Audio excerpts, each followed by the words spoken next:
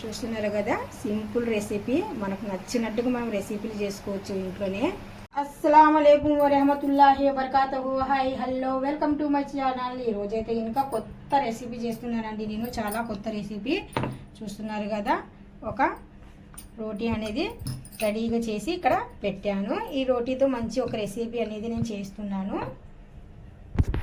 చూడండి, కటింగ్ చేసిన తర్వాత మనము ఈ పిండిని ఇలాగా రోల్ చేస్తూ వస్తున్నాను. రోల్ చేసిన తర్వాత ఈ మాదిరిగా ఉంటాయి.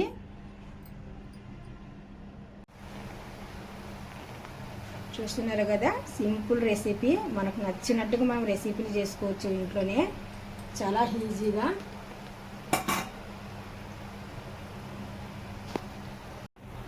చూస్తున్నారు కదా రెసిపీ, ఇంట్లోనే ఈజీగా మనము ఇలాంటి రెసిపీలు ఎన్నో అయినా కానీ సరే చేసుకోవచ్చు. చిన్న మెదుడు ఉంటే కనుక చాలు.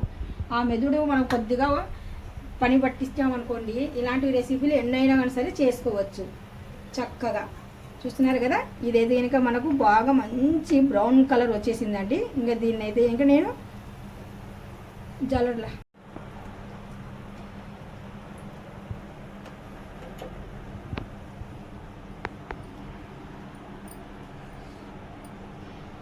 వేడి వేడి మీద అయితే ఇంకా కొద్దిగా నూనె అనేది ఉంటుంది కదా, లైట్గా ఆ నూనెని పట్టుకొని ఇలాగ మన కొబ్బరి పౌడర్ అనేది బాగా పర్ఫెక్ట్గా ఉంటుందండి అంటుకొని.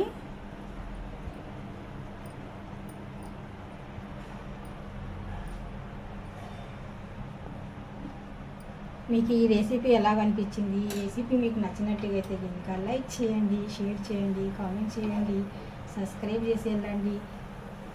చిన్న ఫ్లవర్ అన్నాను కదా, చిన్న ఫ్లవర్ కూడా తెచ్చి పక్కన పెట్టేస్తున్నాను.